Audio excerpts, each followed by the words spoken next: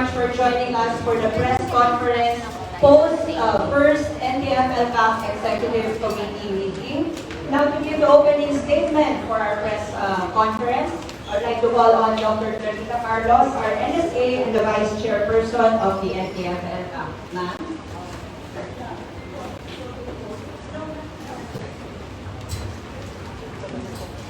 As a preface to the statement that we're going to share with the press this afternoon, thank you very much for having the patience to wait for us to conclude our first NTF-ELCAC executive meeting today. I'm going to read the statement which the members of the executive committee had agreed upon and had a consensus on. Three, the members of the National Task Force to End Local Families Plan Trafficking, also the NTF-ELCAC Executive Committee, convened for the first time today to provide in our bid to strengthen commitment and collaboration among member agencies. Under the administration of President Ferdinand Marcos NTF-ELCAC, the NTF-ELCAC's efforts to ensure peace and development for all Filipinos will continue. The task force strongly recommends the need for offering an amnesty to prevent the resurgence of the communist terrorist group, especially in geographically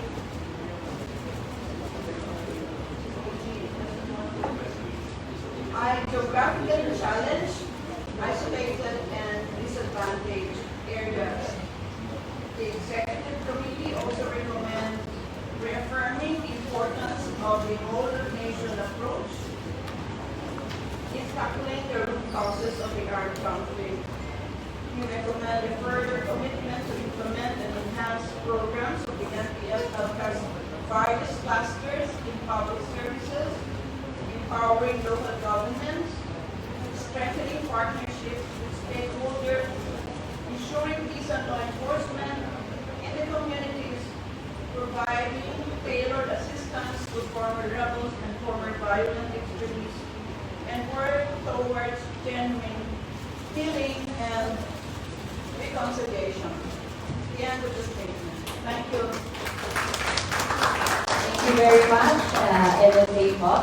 And now, for rejoinders po, and to reiterate some of their commitments po that they made inside po during the EXECOM meeting earlier, I would like to call on po our other panel resource persons po before I give the mic to them po. Joining Dr. Clarita Carlos for NSA is again our Secretary for OIC, Secretary for Department of National Defense, Secretary Jose Faustino Jr. We also have the Presidential Advisor on Peace, Reconciliation, and Unity, Secretary Charlie Valdez. The Chair of the National Commission on Indigenous Peoples, Chair Alan Capuyan. The Chief of Staff of the Armed Forces of the Philippines, General Andres Centino. The Police Lieutenant General Vicente Tano Jr., the Officer in Charge of the Philippine National Police. We have Yusek Jonathan Malaya of the Department of Interior and Local Government. We have Assistant Sergeant Amelita Miranda of the Office of the Solicitor General. And of course, we have our Executive Director Designate of the NTF-ELCAC Secretariat, retired Lieutenant General Emmanuel Salamat. Sir, will you read that was read already by NSA. Okay, so maybe we can ask our first our DND OIC Secretary Jose Faustino, sir, for a rejoinder or for any remarks, sir, regarding the meeting inside po. Yes, thank you. We are very happy for the developments that we have today, and we assure the Filipino people of our commitment, particularly the Department of National Defense, in pursuing the objectives of the National Task Force. Thank you very much. Thank you very much. Now from the Presidential Advisor on the Peace and Reconciliation and Unity, Secretary Charlie Valdez. We would like to thank our chair, Secretary Marcos, for leading us to this first meeting. Very successful, and we would like to congratulate her. And I would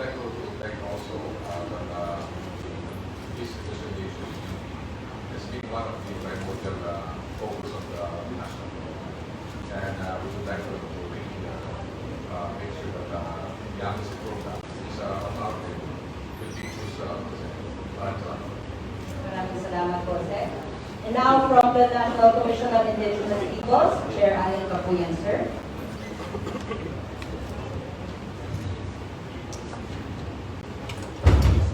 Thank you. The National Commission on Indigenous Peoples would like to express our gratitude for presiding officer, the Vice Chairman of NTF-ELCAC, Secretary Carlos Ma'am, and through this first ever meeting of the new administration.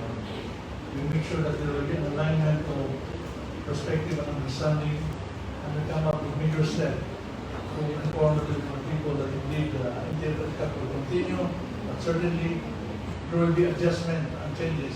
This is also the evaluation that we're going to do. So, tuloy-tuloy na po tayo. Salamat sa inyo.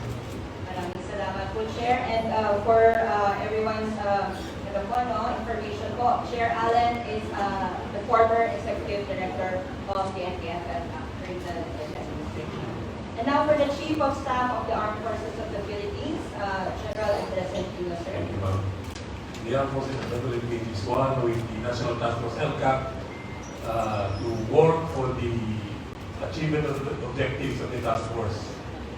This problem has lingered for several decades, and the Armed Forces of the Philippines will be all out in ensuring that we achieve the peace that we have all aspired for in our lifetime. Thank you. Maraming salamat po, General, sir. And now for our OIC of the PNP, Lieutenant General Centeno, sir. On behalf of the Philippine National Police, we would like to assure our new administration, which is presided by our new NSA, that we are committed to really end the local communist terrorists, and we would like to assure them of our commitment. Let's assure that we will do everything to end this problem as soon as possible. Maraming salamat po. Maraming salamat po, Lieutenant General. And now, the Vice Chair of the Stratcom cluster of the NTF-ELCAC from the Department of Interior and Local Government, Mr. Jonathan Malayo. Thank you, Injen. In behalf of Secretary Benner Avalos of the Department of Interior and Local Government, we'd like to express our thanks to our National Security Advisor, Secretary Galita Carlos, for holding this first meeting of the National Task Force ELCAC under the Marcos administration. We reaffirm, the DILG reaffirms its commitment towards the objectives, mandates, and goals of the National Task Force ELCAC. Maraming salamat. And now for from the Legal Cooperation Cluster po, we have Justice Angie Miranda po. First off, I'd like to thank you again, ma'am, for gathering us today for the united actions towards the attainment of EO 17, and that is to end the local communist armed conflict. Once again, the Legal Cooperation Cluster of the NTF-ELCAC under yours truly will always be there in order to defend our ultimate goal and to defend the Republic of the Philippines in its border policy. Thank you. Maraming salamat po to our resource persons po. And now po for this part po, we have our open forum. Alright. Okay, so we have two microphones. We have a cordless one over here by this handsome gentleman. And then we have the microphone over there po by the folks po. So if you have any questions for our panelists, you can ask now. Please state the news organization you're in and your name po. Thank you very much. Yes, sir? Good afternoon, secretaries and sirs. Nabanggit natin na I'm Chino Gaston from GMA 7. Among nabanggit natin amnesty, are we also considering reviving the peace talks also as a means to, offer amnesty nga sa mga communist terrorist groups natin? Thank you. That is a decision that the President of the Republic will make. And if you will notice in the statement, our statement really is recommending to the President, because it is the President who will make the ultimate decision in regard to the amnesty declaration. Hello, Secretary Jason Rubio po of SMNI News. Honor po ba sa administration ni Pangulong Bongbong Marcos, may pagbabago po ba, may bagong approach po ba tayo to counter insurgency? And may risk po ba ang babaguhin o madadagdag? And ipagpapatuloy ba o mas i-improve yung ginagawa ng NTF-ELCAC under the past administration? Yes, maraming salamat. Sa bagong administrasyon, meron namang meron ng direktiba ang Pangulo na ipagpatuloy natin itong NTF-ELCAC. So right now, itong kauna-unahang meeting na ito ay para malaman natin kung ano yung status niya ngayon dahil may mga bagong members tayo at ituloy-tuloy yung mga naumpisahan na at yung napakalaking achievements na nagawa ng National Task Force nung nakarang administrasyon. Napakalaki na ng idinulot na kabutihan pagdating sa kapayapaan itong National Task Force ELCAC. Kung mapapansin natin ang mga violent incidents na ginawa ng CPNP ay bumaba. All the parameters ay bumaba kasama ang kanilang strength, ang kanilang firearms, ang affected barangays, lalong-lalo na ang mga guerrilla fronts. So ito ay pagpapatuloy natin. Kung meron pang sigurong pagbabago, ito yung pagbabago para mas mapaganda pa o ma-enhance yung mga proseso natin.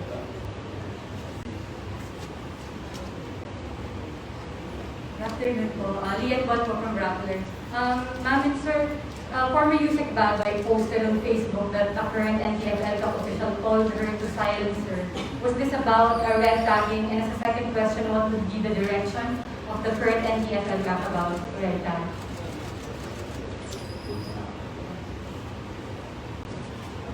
Okay, ma'am. Tungkol sa kumausap kay Yusek Bagay, wala ko kang pinalaman doon. Hindi ko alam kung ano yung at I figured out a very knowledge about it, probably either the other members here. Ngayon, yung bumabalik na naman yung issue ng red tagging, yung huling namin ng red tagging ay hindi po nanggaling sa National Task Force ELCAC. Nabanggit na po namin ito na hindi namin ito tolerate ng red tagging at ito po hindi nanggaling sa kanina man dito sa National Task Force ELCAC. What we're trying to do is to unmask kung ano talaga yung totoo, kung ano yung mga grupo na ito. So, at paulit-ulit tayo dito sa national, sa red tagging, ulitin namin na ito ay hindi po nanggaling sa amin. Ito ay nanggaling sa kabilang grupo at hindi po namin ito polisiya dito sa National Task Force ELCAC ang red tagging. Thank you very much. And yes, ma'am, from NTF. Good afternoon, Selenina Monte from NTF. I just want to raise the question of Nicolas Cover and Nicolas Ross. So, based on your joint statement, apparently there's no proposal for the government to revive the pistols. So, is that the policy now of the BBM administration na to pursue the pistols and like status ko like follow what the different administration did before? Sa atin po na National Task Force ELCAC, kaya po na po dahil kasi nagkaroon po tayo ng decision yung about the definition of pistols. And then here's the debating for sabi nga ng Panelist is debating for guidance. So for sa akin yun, ginagawa po natin. Kung gawin pa rin po pistols na ginawa natin, i-localize natin. Kung titignan po natin yung history ng pistols, mga panahon ni President Korea, very exhaustive ang ginawa natin. What the plan is to mobilize and organize. Kaya lumaki yung kanilang foreign person, 25,000. And kung titignan nyo, sana sa amin sa OPAP, sa OPAP, yung lahat ng history na discourse. And it ended up, ito natin. Pero ngayon, nakita natin, when you see the history of the global peace engagement, noong panahon ni President Korea, nagkaroon tayo ng very significant success doon sa sipat down amount at wherein si PLA were able to mainstream ang ngayon pinahawakan pa rin natin ang magandang bukan ng mga apply. And then later, ECO 115 was issued by President Estrada, is implemented by Madam Haidora.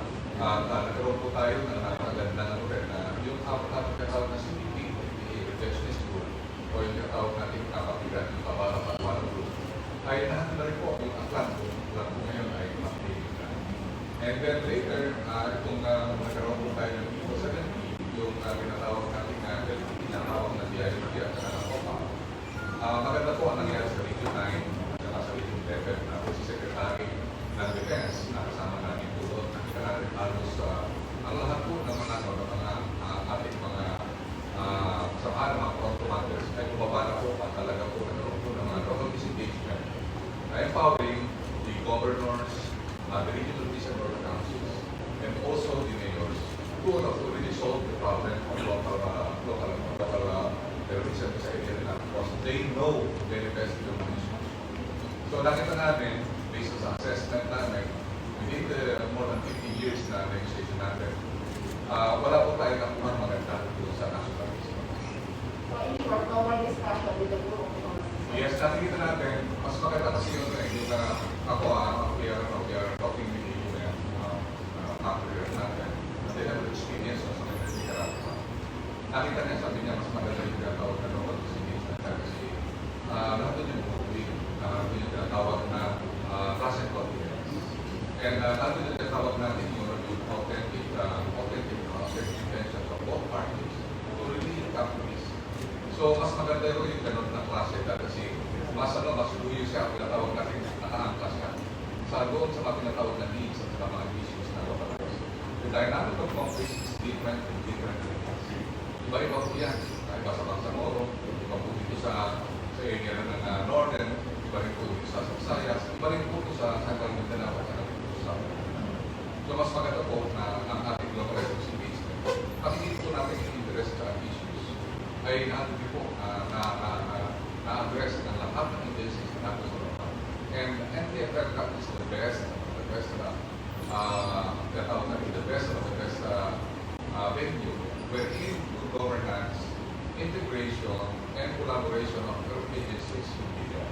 So nakita natin na talaga ang NTF-ELCAC is the solution of this television. Sorry, can I make another question? Can I deviate from the topic since most security operations are there? I'm sorry, it should be related to NTF-ELCAC. Thank you. Sorry. Thank you so much. Yes,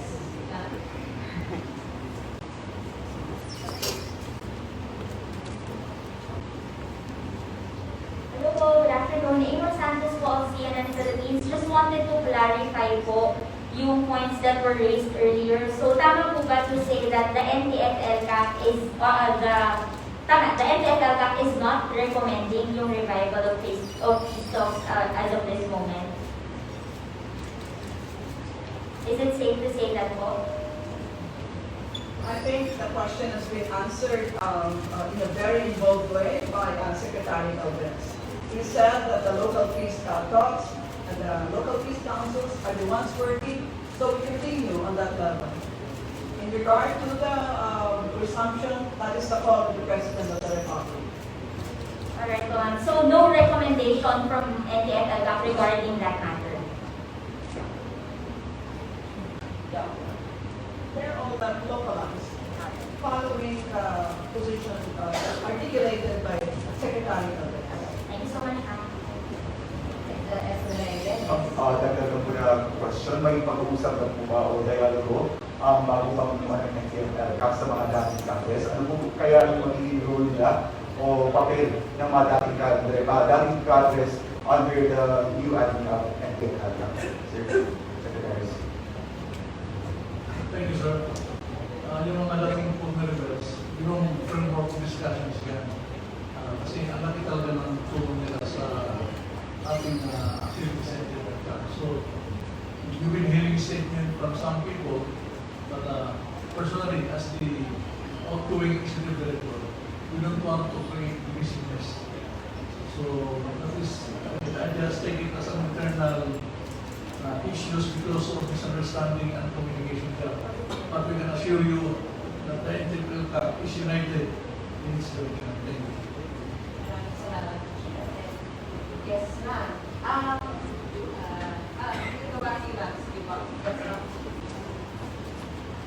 Going back lang po sa recommended offer of amnesty, would it include all political prisoners, meaning it would cover all the crimes allegedly committed in furtherance of a political cause, or would it be narrowed to what I call the CTGs or the communist terrorists? We don't know yet the nitty-gritty of this recommendation, so let's just leave it at that.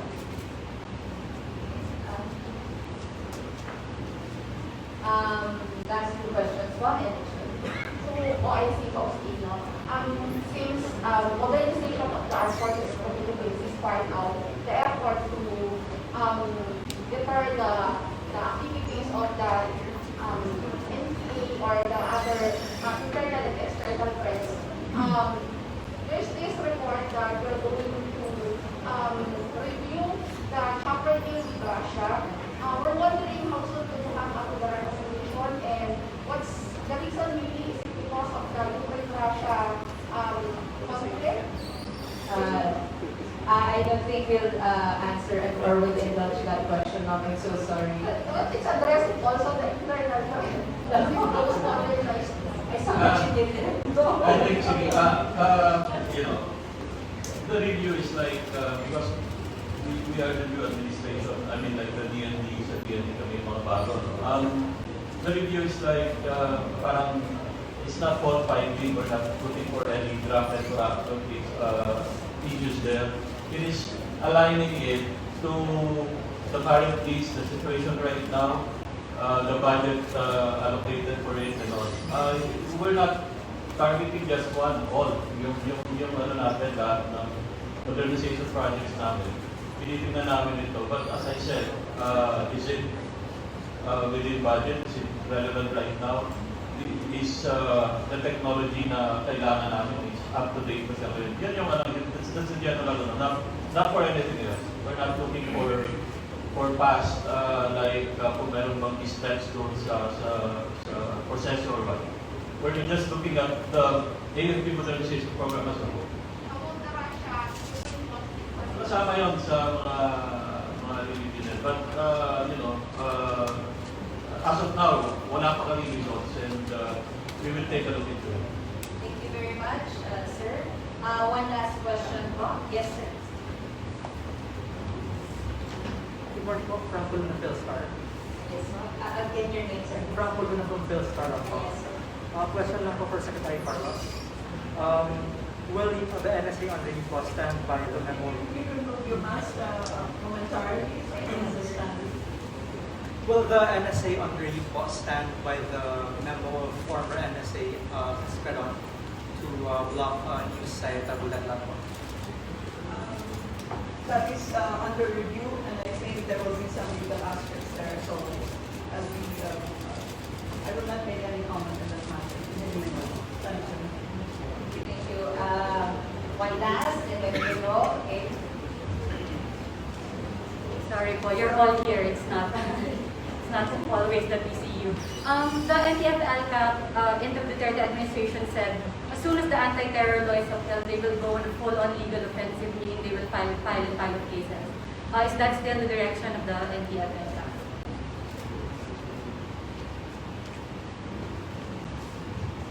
Okay. We are not weaponizing the anti-terror law. The fight of cases proceeds as situation and conditions on the ground here. I'd like to express that the NTF-ELCAC is a balanced direction.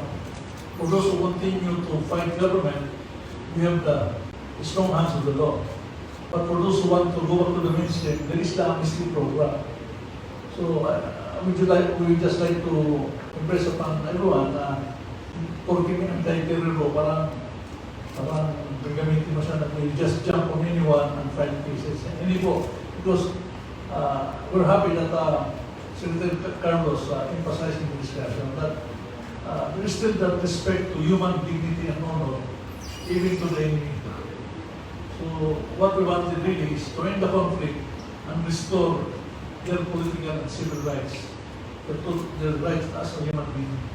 So hindi namin pwede sabihin na dahil may pagkakiti, parang sa religion you find a big percentage of people being judged. Thank you. Just ano lang po on the delineation, the legal cluster would be OSG po, hindi po DOJ. And if may DOJ, ano po yung involvement ng DOJ in the NTF? First off, I'd like to address your first question in addition to what Sec Alan has said. Okay, in criminal law, there should be an overt act. As long as you don't have the overt act, even how evil your mind is, you cannot be prosecuted.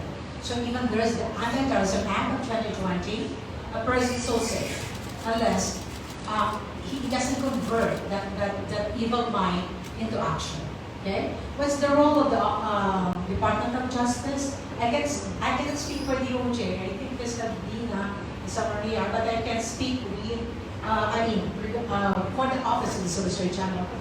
Our role here is I'm the chair of the Legal Cooperation Cluster under the Executive Order 70 or the whole of the nation and whole of the government approach. Thank you. Alright, thank you very much to our resource persons.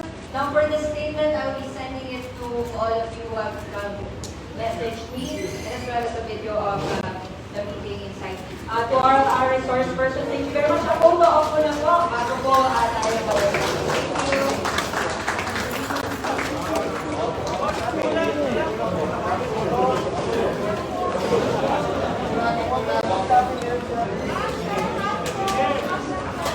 Let's remove the voice, if that's okay.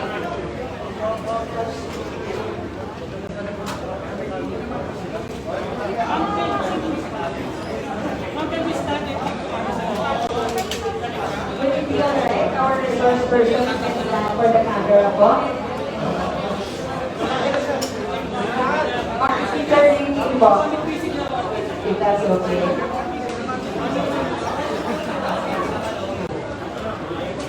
Thank you so much.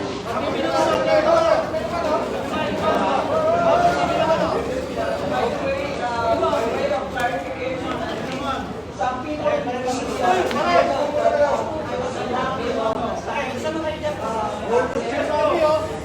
it's not a mafia at all. The smirk in my face is a natural smirk.